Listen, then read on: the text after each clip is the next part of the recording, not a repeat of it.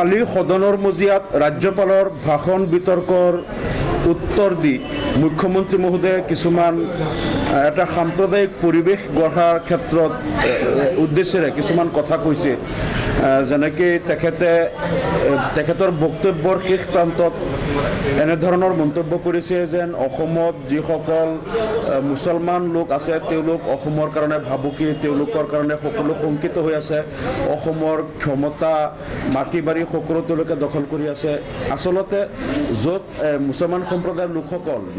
তেওঁলোক নিজে বিভিন্ন ক্ষেত্ৰত ডিপ্ৰাইভ হৈ আছে বা চাকৰি বাকৰি, উচ্চ শিক্ষা,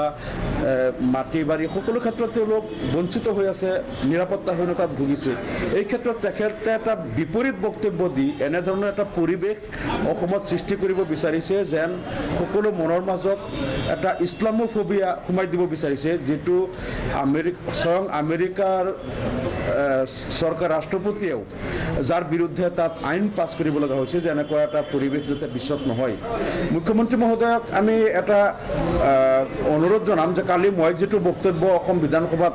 দিছিলোঁ ৰাজ্যপালৰ ভাষণৰ ওপৰত, তাত মই গীতাৰ পৰা, কোৰাণৰ পৰা বা অন্যান্য বিভিন্ন ধৰ্মগ্ৰন্থৰ পৰাও কিছুমান উদ্ধৃতি দিছিলোঁ আৰু সকলো কথাবিলাকৰ সাৰমৰ্ম এইটোৱেই আছিলে যে আমি সকলোৱে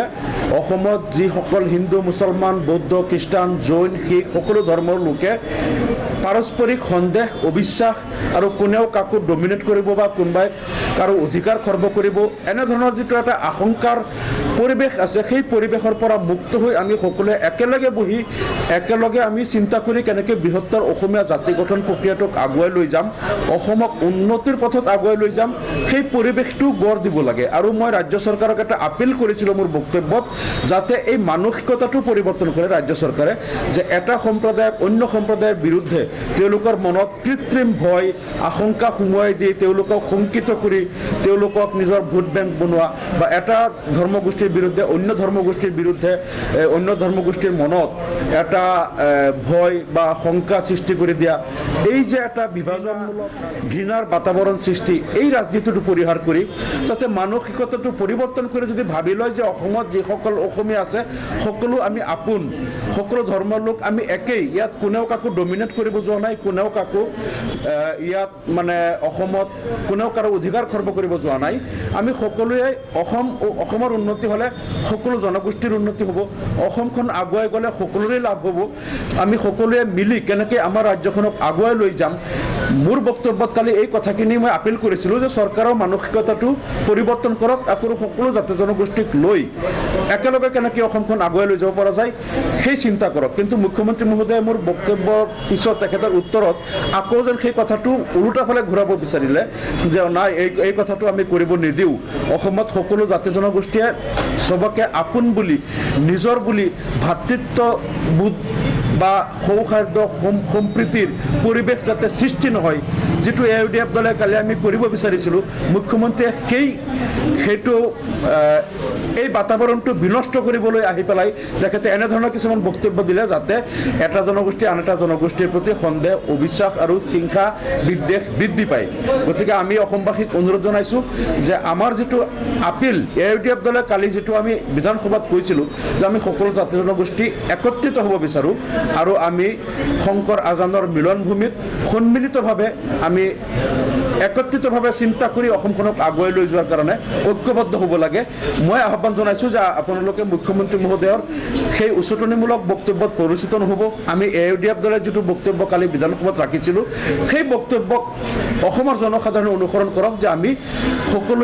সকলোকে আপোন বুলি গ্ৰহণ কৰি আমি অসমখনক আগুৱাই লৈ যাম। মই ভাবোঁ অসম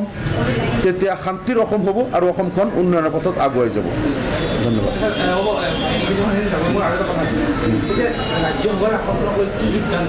কংগ্ৰেছে কৈ আছে পাৰ্টি তেওঁলোকৰে হ'ব, আপোনালোকে ছাপোৰ্ট দিব, আপোনালোকে কৈ আছে একেবাৰে পৰিষ্কাৰ কেতিয়া হ'ব, ঘোষণা কেতিয়া হ'ব? 21 তাৰিখ মানত এটা চূড়ান্ত সিদ্ধান্ত হ'ব 20 তাৰিখৰ ভিতৰত, আৰু আমাৰ AICCৰ লগত আলোচনা হৈ আছে। আৰু আমাৰ কথাটো হ'ল যে আমি AICCৰ লগত কৈছোঁ যে পূৰ্বে যিহেতু আমি কেইবাবাৰো ৰাজ্যসভাৰ নিৰ্বাচনত কংগ্ৰেছৰ প্ৰাৰ্থীক সমৰ্থন দিছিলোঁ, এইবাৰ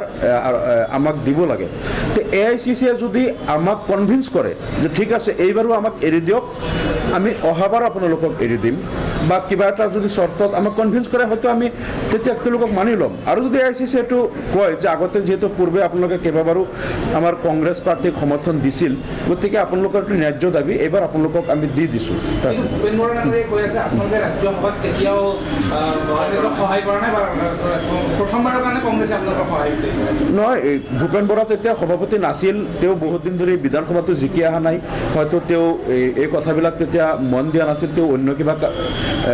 হেৰি হয়তো বিজি আছিলে গতিকে কাৰণ ভূপেন বৰা এইটো যদি যেতিয়া তেওঁ বিধানসভাৰ মজিয়াত নাছিল তেতিয়া যিসকল বিধায়ক কংগ্ৰেছৰ আছিল তেওঁলোকক সুধিলে গম পাব যে যেতিয়া ৰাণী নৰহ নিৰ্বাচিত হৈছিল বা নাজনীন ফাৰুক নিৰ্বাচিত হৈছিল বা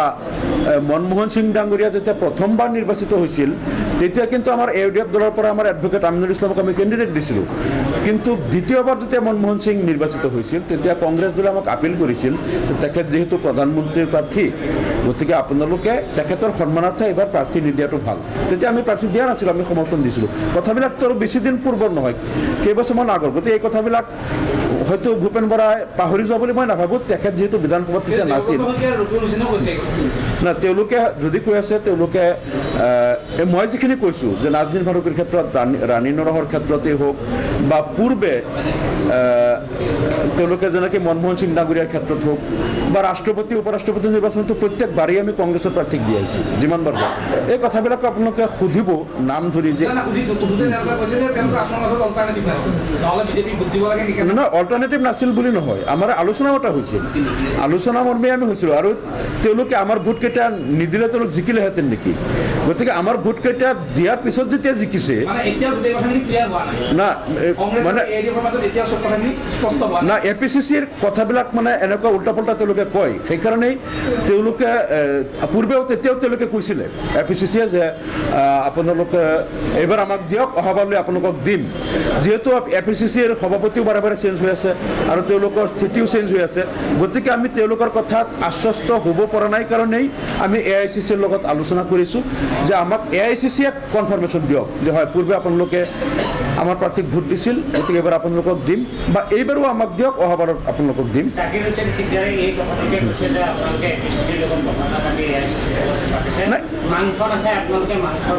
নহয় তেওঁলোকে APCCয়ে এই যে উল্টা পুল্টা কথাবিলাক কৈ আছে যে পূৰ্বে আমাৰ AUDF দলে তেওঁলোকৰ প্ৰাৰ্থীক ভোট দিয়া নাছিল বুলি কৈছে আকৌ কোনোবাই কৈ আছে যে তেওঁলোকে ভোট এইকাৰণেই দিছিল অল্টাৰনেটিভ নাছিল মানে না গতিকে তেওঁলোকে যিহেতু উল্টা পুল্টা কথা কয় এইবাৰ যদি তেওঁলোকে আমাক কয় যে এইবাৰ আমাক দিয়ক অহাবাৰলৈ আপোনালোকক আমি দিম যেনেকৈ পূৰ্বে তেওঁলোকে কেইবাবাৰো কৈছিল কিন্তু প্ৰতিশ্ৰুতি ৰক্ষা কৰা নাই সেইকাৰণে আমি ভাবিছোঁ যে আমাক প্ৰতিশ্ৰুতিটো AICCয়ে দিব লাগিব এইবাৰ মই দিয়ক ৰিটাৰ্ণ হওক বা মৌখিকভাৱে যদি মোটামুটি আমি তেওঁলোকৰ ওপৰত আস্থা আছে কাৰণ APCCয়ে কথাবিলাক এনেকৈ উল্টা পুল্টা কৰে পূৰ্বেও মানে তেওঁলোকে এবাৰ এটা কয় পিছত আকৌ পাহৰি যায় তেওঁলোকৰ AICCয়ে যদি আমাক কনফাৰ্মেশ্যন দিয়ে তেতিয়াহে আমি মানে সেইটোৱেই APCCয়ে যিহেতু পূৰ্বেও কেইবাবাৰো প্ৰতিশ্ৰুতি দিছিল যে এইবাৰ আমাক আপোনালোকে সমৰ্থন দিয়ক অহাবাৰ আপোনালোকৰ প্ৰাৰ্থীক আমি সমৰ্থন দিম তাৰপিছত যেতিয়া তেওঁলোকে প্ৰতিশ্ৰুতি ৰক্ষা কৰা নাই কেতিয়াবা তেওঁলোকে কয় AICCয়ে মানি নলয় তেওঁলোকে কেণ্ডিডেট দিছে সেইকাৰণে এবাৰ আমি AICCক সুধি ল'ব বিচাৰিছোঁ তেতিয়া তেনেহ'লে আমাৰ আৰু পিছত আৰু তেওঁলোকে উল্টা পুল্টা কৰিব নোৱাৰে বুলি আমাৰ বিশ্বাস